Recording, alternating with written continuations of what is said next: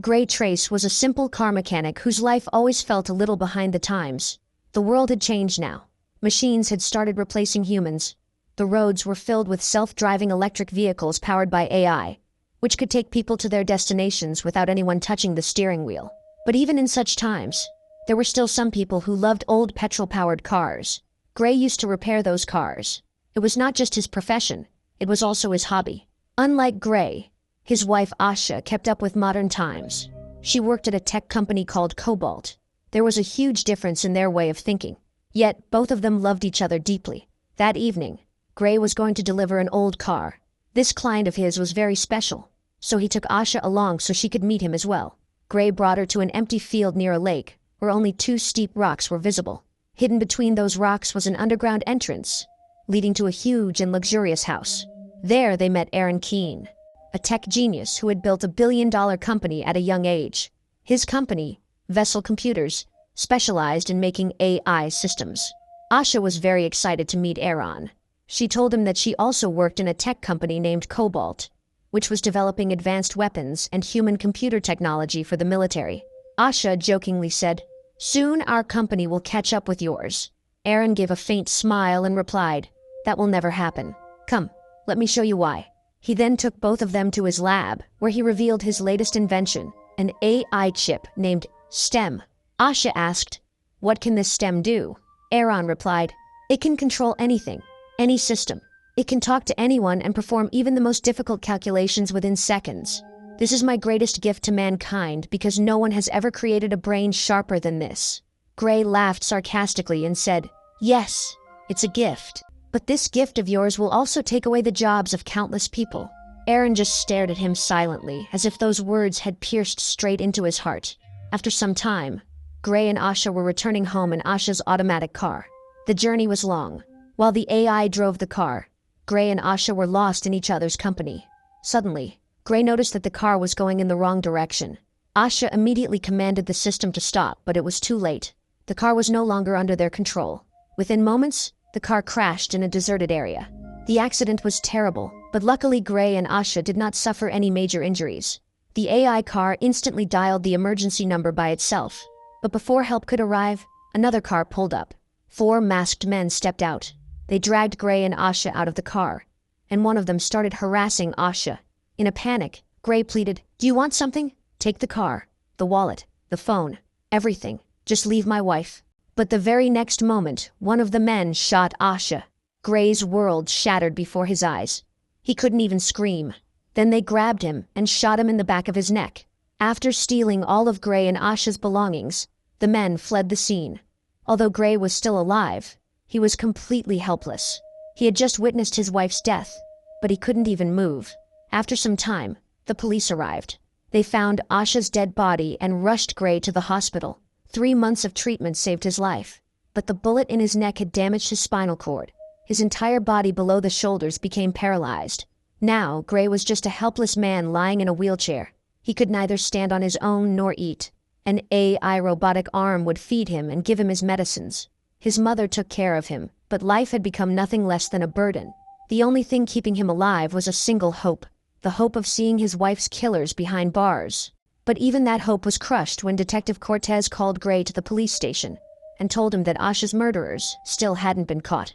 Although a police drone camera was present at the crime scene that night, the footage was blurred. The murderers could not be identified. Detective Cortez tried to console Gray, saying that if he cooperated, they might still find the killers. But Gray understood this was just a formality. Deep down, he knew Asha's killers would never be caught. Gray returned home, disappointed and filled with anger. He couldn't bear the thought that his wife's killers were still roaming free. In his grief, he took an overdose of painkillers, which caused him to lose consciousness. Fortunately, the AI system installed in his house called an ambulance in time, which saved his life. But Gray no longer wanted to live.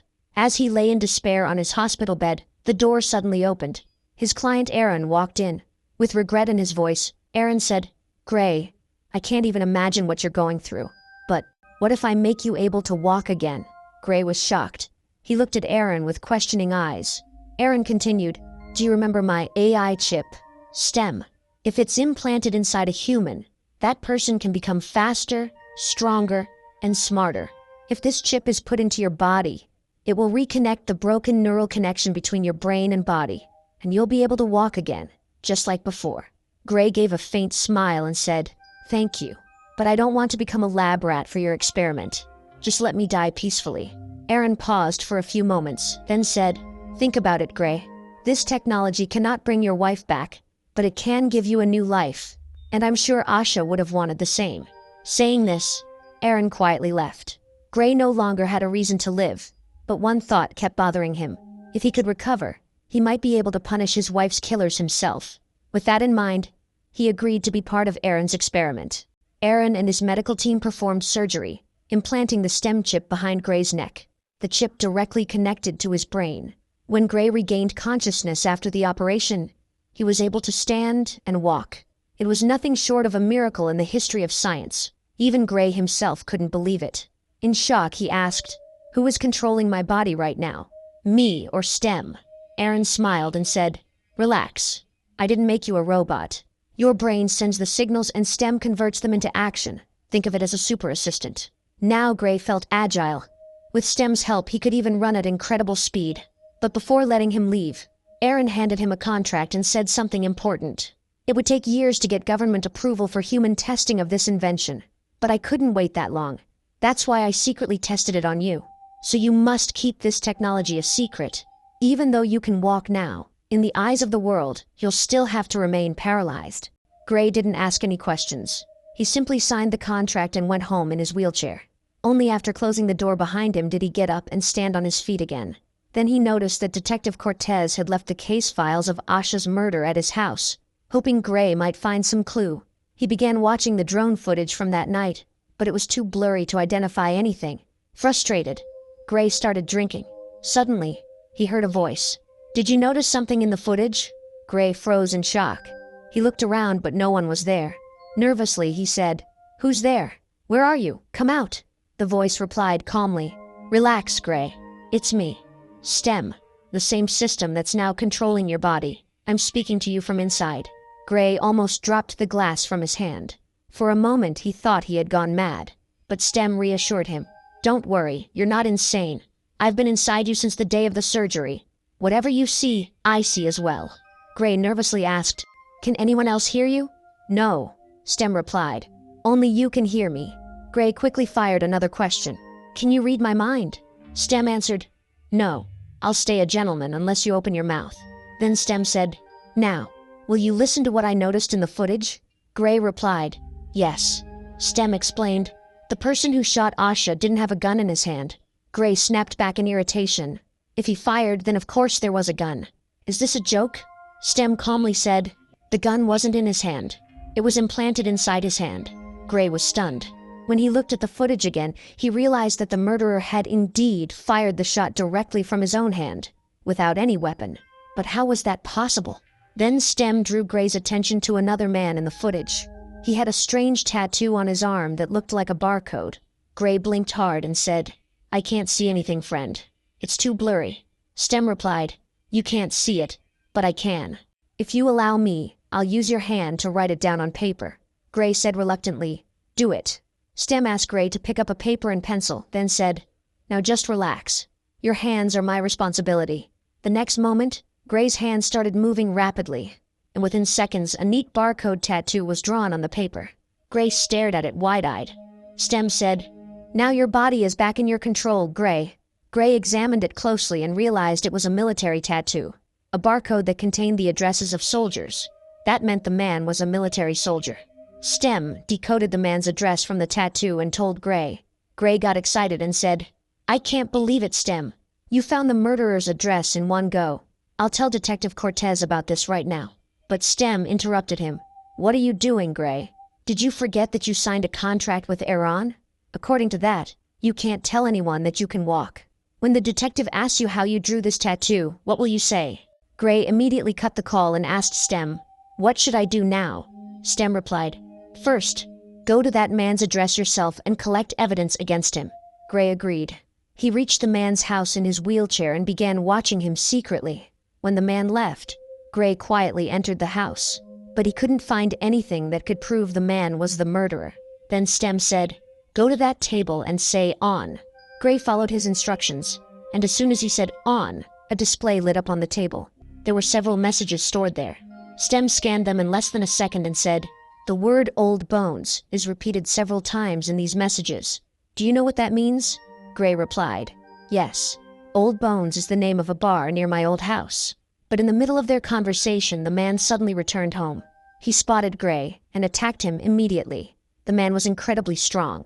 He threw Gray to the ground and started strangling him. Gray was trapped and screamed in panic. "Stem, help me!" Stem replied, "Sure, but first, you have to give me full control of your body." Gray shouted, "Yes!" The very next moment, Stem took over his body. Gray stood up, and now his movements were sharp and precise, just like a machine. He started countering every attack, hitting the man with flawless speed. Gray himself could only watch from inside, like a passenger in his own body. Gray didn't want to kill him and kept saying, "Stop it!" But as soon as the man pulled out a knife, Stem turned the weapon around and thrust it straight into the man's mouth, ripping his jaw apart. The man died in agony. Stem said calmly, "Now the control is yours, Gray." Gray was breathless. Looking at the man's dead body, he vomited. His mind spun with fear. He thought it was certain he would go to jail now. But Stem reassured him, "Don't worry, Gray. Nothing will happen to you. Just wipe your fingerprints and leave." Gray quickly cleaned up and escaped. Later, the police recovered the man's dead body. During the post-mortem, a horrific discovery shocked the doctor. He immediately called Detective Cortez. He explained, "The man's name was Cirque. We found wires embedded in the muscles of his neck, as if someone had implanted electronic parts through surgery. There are also small computer implants hidden in his chest. I've never seen such advanced implants before." Then the doctor showed Cortez something even scarier. Cirque's hand muscles contained a built-in weapon. It was actually a working gun, with a bullet-loading mechanism hidden inside the tissues of his hand. It looked as if someone had turned him into a walking weapon. The detective then asked, "We also found someone else's shoe prints at his house. Did you identify them?" The doctor replied, "Those shoes didn't belong to Cirque, but there was grease on them, the type used in the engines of old-fashioned vehicles." Hearing this, only one face came to the detective's mind: Gray's. He was the only person in the city who still repaired old vehicles. From that moment onward, Detective Cortez began investigating Gray. Meanwhile, Aaron was secretly monitoring Gray's every move through Stem. He was furious because Gray was using Stem to take revenge on his wife's killers. Aaron feared that if the government discovered their secret trial, Stem would be taken away from him forever. He clearly warned Gray, "You're just an experimental patient. If you use Stem for your personal purpose again, you'll spend the rest of your life in a wheelchair." But Gray was determined. He wasn't going to stop until he avenged his wife's death. When he returned home, he asked Stem, "What should I do next?" Stem reminded him of Old Bones, the bar they had discovered from Cirque's messages. Gray immediately went there in his wheelchair. Old Bones was a dangerous place. Everyone there looked like gangsters. But Gray wasn't afraid. He raised his voice and said, "Listen, everyone. There was a man named Cirque. Along with others, he murdered my wife. If anyone here was involved in that murder with Cirque, raise your hand." Hearing this, the whole bar erupted in laughter. Then a large man stood up. His name was Tolan. He glared at Gray and said, "Go home, kid. Otherwise, I'll break the only skull of yours that still works." Gray understood instantly. Tolan was definitely connected to Cirque. He replied, "I know. Cirque said the same thing before I broke his jaw." Tolan grew angry. With his men, he dragged Gray into the bathroom and threw him to the ground. Looking into Tolan's eyes, Gray confirmed that he was one of the 4 men who killed Asha that night. What happened next? Gray once again handed full control of his body over to Stem. In the blink of an eye, Stem killed Tolan's men and overpowered Tolan with brutal precision. Gray leaned forward and asked directly, "Where are the other 2? And why did you kill Asha?" But instead of being scared, Tolan laughed, as if even a beating couldn't break his pride. Then Stem said, "Gray, if you want, I can make him talk." Without wasting a second, Gray gave permission and turned his face away. When he looked again, Tolan's face was mangled beyond recognition, as if it had been put through a blender. His neck was torn to pieces, but he still had just enough strength left to speak. Gray bent down and asked, "Now tell me, why did you kill my wife?" Groaning in pain, Tolan replied, "We were paid to kill her." Gray demanded, "Who gave you the money? Who wanted Asha dead?" Tolan gasped and uttered a single name, "Fisk." Then his breathing stopped. Gray furiously shouted at Stem, "Did I ask you to kill him? I only wanted you to make him talk." But Stem calmly replied, "Gray, look at his neck." Gray looked closely. A small electronic component was sticking out of Toland's wound. On it, the name of the manufacturer was clearly written, Cobalt. Stem said, "Gray, this is the company where your wife Asha worked, isn't it?" Gray was stunned. That meant people from Cobalt had ordered Asha's murder. But why? Just then, Stem suddenly alerted him. "Gray, Aaron has discovered that you're searching for your wife's killers. He's going to shut me down, to separate me from you." Gray's worry grew. If Stem stopped working, Gray would never be able to move again. Gray said anxiously, "What should I do now?" Stem replied, "Don't panic. Aaron will take some time. Before that, we have to reach a hacker who can remove all my inputs and free me from Aaron's control." Hearing this, Gray said in irritation, "But how can we find a hacker?" Stem answered, "I have already arranged that, Gray. I tracked a hacker on the dark web. His name is Jamie, and his address is Spring Apartment, flat number 514. Pay him in cash and tell him everything I say. For this, you will need a pen that is in Toland's pocket." Without wasting any time, Gray took out the pen from Toland's pocket and ran away. On the way, Stem kept telling him the hacking codes, which Gray kept writing on his hand. Finally, Gray reached the building. But before entering, one of his legs became inactive. That meant Gray didn't have much time left. Aaron was rapidly resetting Stem, because of which Gray's body parts were slowly becoming inactive. Gray quickly ran towards flat 514, but by the time he reached, Stem got completely disabled, and Gray's body stopped working. Luckily, he had reached the hacker's door and even managed to knock. Hacker Jamie opened the door. Gray gave him the money and repeated all the instructions Stem had told him. Jamie took Gray inside and started changing Stem's coding. Meanwhile, two men entered the Old Bones bar. They were the same ones who had killed Gray's wife, Asha. One of them was Fisk, their leader. Seeing Toland's dead body, Fisk was filled with rage. He brought his finger close to Toland's eyes. A needle-like thing came out of his finger and pierced into Toland's eye. Something strange happened. Toland's eyes started glowing like camera lenses. At the same moment, Fisk's eyes also started shining, and he began to see everything Toland had seen before his death.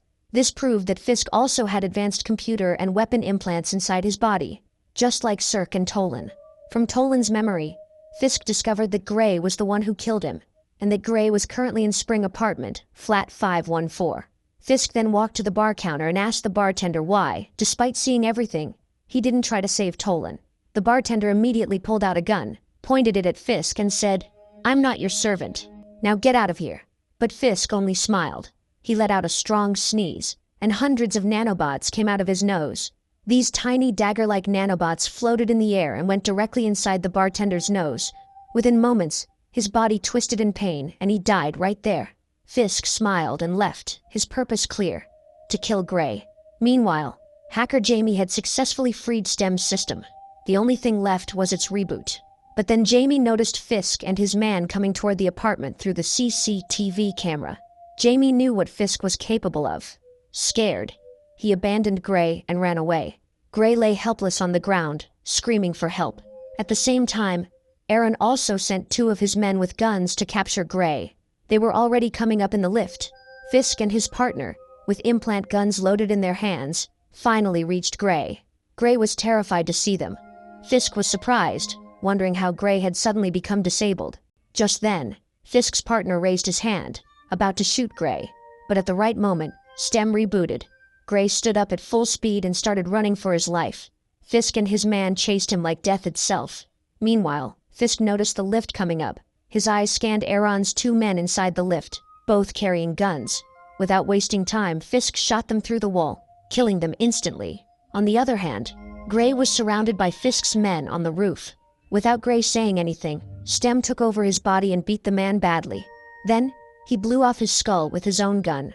By the time Fisk reached his partner, Gray had already fled. The fire of revenge was clearly visible in Fisk's eyes.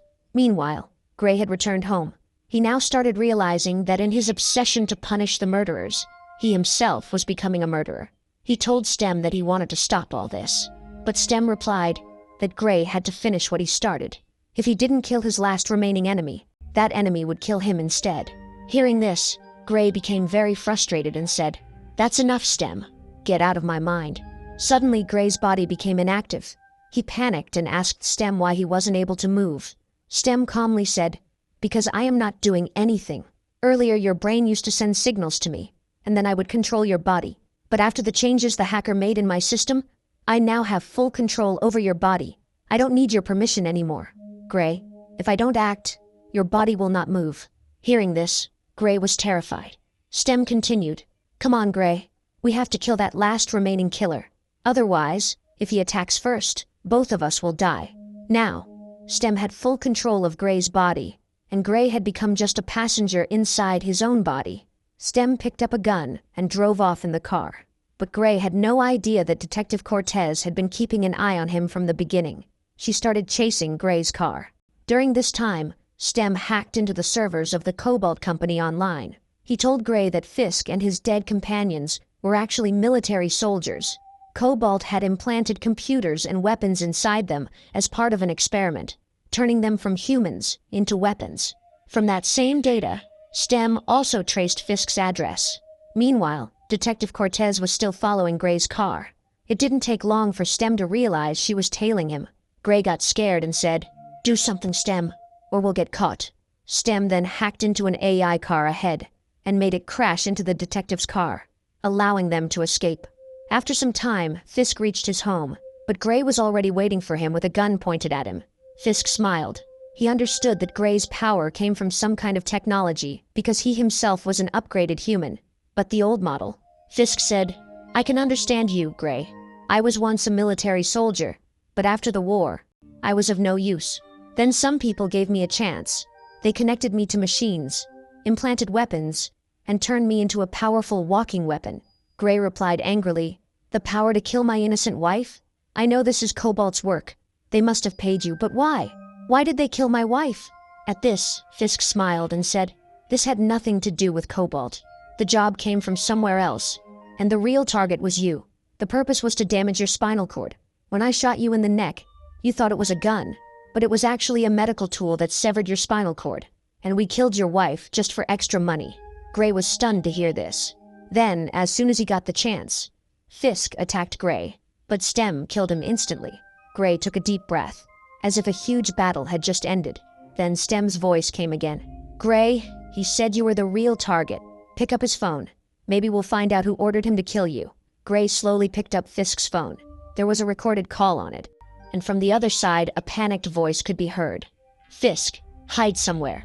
Gray is looking for you. If you get caught, we'll both be killed." Gray's eyes widened. That voice was none other than Aaron's. Now Gray understood. The real mastermind behind all these crimes was Aaron. Gray immediately went to Aaron's house. He entered after killing the guards at the gate, where he found Aaron sitting alone and crying.